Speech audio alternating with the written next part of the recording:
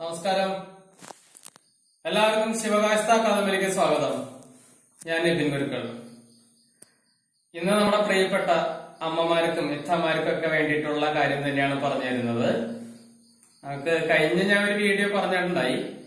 നമ്മൾ ഭക്ഷണം പെട്ടെന്ന് അപദോഷത്തിൽ നമുക്ക് കൂടുതൽ ഭക്ഷണം കഴിക്കേണ്ടി വന്നു കഴിഞ്ഞാൽ വയറിൽ ഗ്യാസ് കയറി ഭയങ്കര പ്രശ്നമായാൽ കഴിക്കേണ്ട ഒന്ന് രണ്ട് ചെറിയ വീട്ടിലുള്ള സാധനങ്ങളെ കുറിച്ച് പറഞ്ഞു തന്നിട്ടുണ്ടായിരുന്നു. ഇന്ന് അതുപോലെ തന്നെ നമ്മള് അപദോഷത്തിൽ ഭക്ഷണം കൂടുതൽ കഴിക്കേണ്ടി വന്നുപോയി. എന്താ ചെയ്യാ?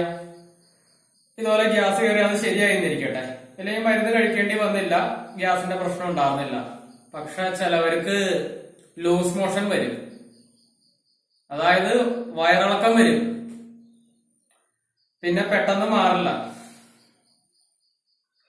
അപ്പൊ ചിലപ്പോ വീട്ടില് പ്രായമുള്ളവര് ഇല്ലെങ്കിൽ എല്ലാവരും മക്കള് എല്ലാവരും ഹസ്ബൻഡ്സ് ഒക്കെ എന്തെങ്കിലും ജോലിക്ക് കാര്യങ്ങളൊക്കെ പോയൊക്കെ ഇരിക്കും.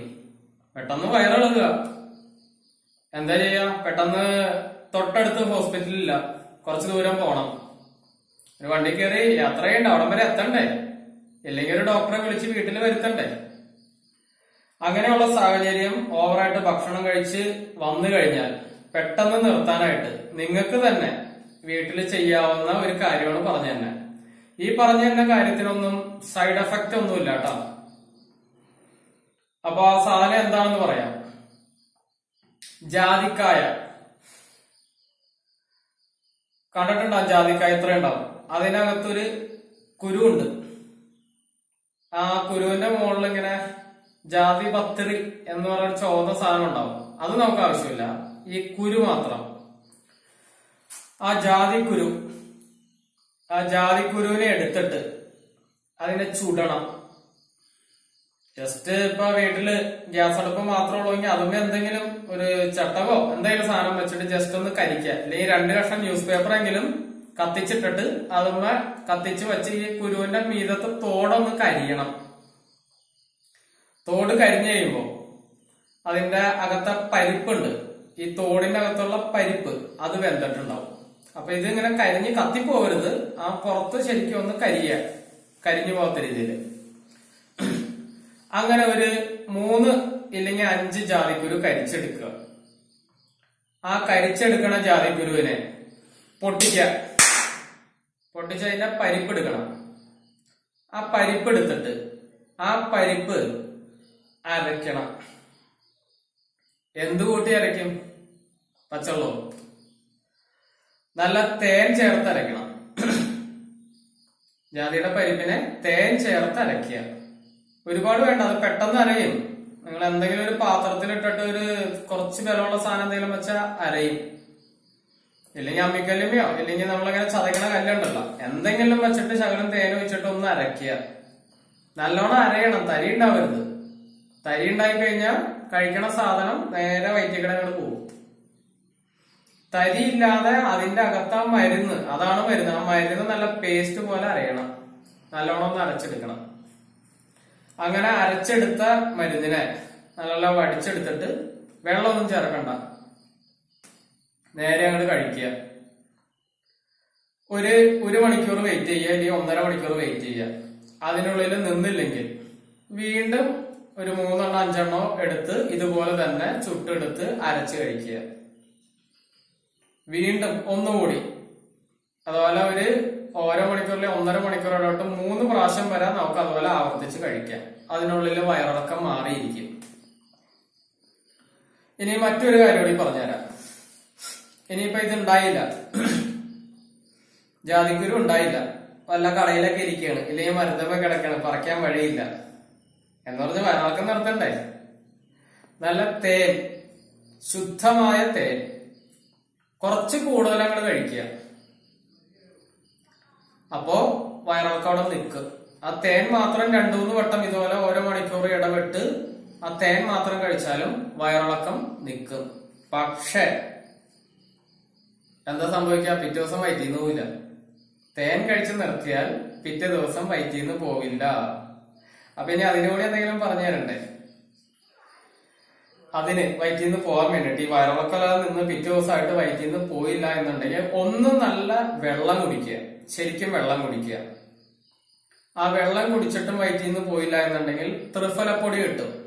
ത്രിഫല ചൂർണം വേറെ ഒന്നല്ല, ഉണക്ക നെല്ലിക്ക തൊണ്ട്, താണിക്കാത്തൊണ്ട്, കടുക്കാത്തൊണ്ട്, ഇത് 3 ത്രിഫല, വേറെ ഒന്നുമില്ല ഇത്. അതെടുത്തിട്ട് അത് കുറച്ച് ചൂടുവെള്ളത്തിൽ കലക്കി രാവിലെ വെറും വയറ്റിൽ കഴിക്കുക. ഒരു 1-2 സ്പൂൺ എടുക്കുക. ഇത്തിരി ചവർപ്പും കാര്യങ്ങളൊക്കെ ഉണ്ടാവും, അത് കഴിക്കുക. രാത്രി കിടക്കാൻ നേരത്തും ഭക്ഷണം എല്ലാം കഴിഞ്ഞ് അത് കഴിക്കുക. അങ്ങനെ 2 പ്രാവശ്യമെങ്കിലും കഴിക്കുക. അപ്പൊ വയറ്റിൽ നിന്നെല്ലാം പോവും, ക്ലിയർ ആവും. പിന്നെ പിറ്റേ ദിവസം മുതൽ നോർമൽ മോഷനിലേക്ക്, അത് മലശോധന കൃത്യമായിട്ട് വരും. ഇനി അത് പറ്റിയില്ലെങ്കിലും അതിൽ നിന്നില്ല. ചിലവർക്കൊക്കെ ക്രൂരകോഷ്ടം എന്ന് പറയും, മലം ഭയങ്കര ടൈറ്റ് ആയിട്ടായിരിക്കും പോണത്. അങ്ങനെയുള്ളവര് ചെറിയ ഡോസിൽ ശുദ്ധമായ ആവണക്കെണ്ണ രാവിലെ വരുമ്പോ ഇത്തിരി ചൂടുവെള്ളത്തിൽ ഒഴിച്ച് ശകലം കഴിക്കുക. ഒരുപാടല്ല, ഒരു ചെറിയ ക്വാണ്ടിറ്റിയില്. അതിൽ നിന്നില്ല എന്നുണ്ടെങ്കിൽ, പ്രശ്നം ഉണ്ടെന്നുണ്ടെങ്കിൽ നിങ്ങൾ ഹോസ്പിറ്റലിൽ നിർബന്ധമായിട്ട് പോയിരിക്കണം. ഈ ആവണക്കെണ്ണയ്ക്ക് ഒരു കുഴപ്പമുണ്ട്, അത് പ്രത്യേകം പറഞ്ഞേക്കാം. ആവണക്കെണ്ണ കഴിച്ചിട്ട് ചൂടുവെള്ളം കുടിച്ചുകൊണ്ടിരിക്കണം. അപ്പൊ വയറ്റിൽ നിന്ന് പോകും. അഥവാ നമുക്ക് ഒരു പ്രാവശ്യം വയറ്റിൽ നിന്ന് പോയി, നല്ലപോലെ ഇളകിപ്പോയി, നമ്മൾ വെള്ളം കുടിച്ചില്ല. രണ്ടാമത് നമ്മൾ ഇതുപോലെ ഇളകിപ്പോയി, വെള്ളം കുടിച്ചില്ല, എന്താ സംഭവിക്കുക? നേരെ ബോധം കെട്ട് അവിടെ കിടക്കും. വയറ്റിൽ നിന്ന് പോവുകയും ചെയ്യും, ആള് ബോധം കെട്ട് അവിടെ കിടക്കുകയും ചെയ്യും. ആരെങ്കിലും ഇല്ലെങ്കിൽ അപകടം വരും അവിടെ. അത് കാരണം ഞാൻ ആവണക്കെണ്ണ പറഞ്ഞെന്നുള്ളൂ. ആവണക്കെണ്ണ കഴിക്കുന്നുണ്ടെങ്കിൽ അത് വീട്ടിൽ ആരെങ്കിലും ഉള്ളപ്പോ കഴിച്ചാൽ മതി. അതുപോലെ കഴിക്കുമ്പോ ഒരാളുടെ ആവണക്കെണ്ണയ്ക്ക് മാത്രം ഒരാളുടെ നിർദ്ദേശപ്രകാരം നിങ്ങൾ കഴിച്ചാൽ മതി. ഒരു വൈദ്യന്റെയോ ഒരു ഡോക്ടറുടെയോ നിർദ്ദേശപ്രകാരം മാത്രം ആവണക്കെണ്ണ കഴിക്കുക. അത് ശുദ്ധി ചെയ്ത ആവണക്കെണ്ണയാണ് കഴിക്കേണ്ടത്. അതൊരു ഡോക്ടറുടെ നിർദ്ദേശത്താൽ മാത്രം കഴിക്കുക.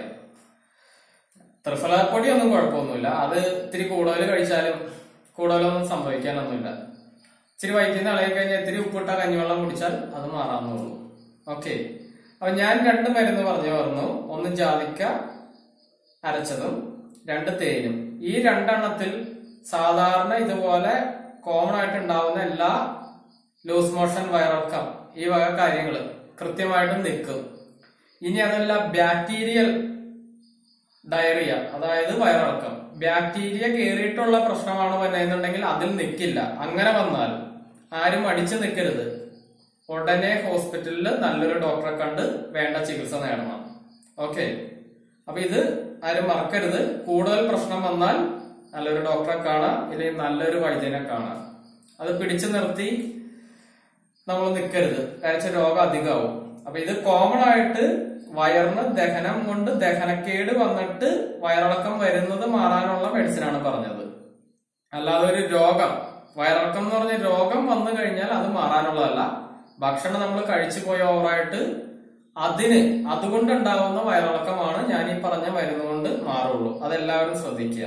എന്നും പറഞ്ഞ ആരും കണ്ടമാനം ഭക്ഷണം കഴിച്ച് വയറിളക്കം വരുത്തി മരുന്ന് പരീക്ഷിക്കരുത്. ഇതൊരു നന്മയ്ക്ക് വേണ്ടിയിട്ടാണ് പറഞ്ഞു തന്നെ. വീട്ടിലിരിക്കുന്ന എല്ലാ അമ്മമാരും അത്യാവശ്യം വരുന്ന ഘട്ടത്തിൽ മാത്രം ഉപയോഗിക്കുക, ദുരുപയോഗം ചെയ്യരുത്. അതാണ് പറയാനുള്ളത്. എല്ലാവർക്കും നന്ദി, നമസ്കാരം.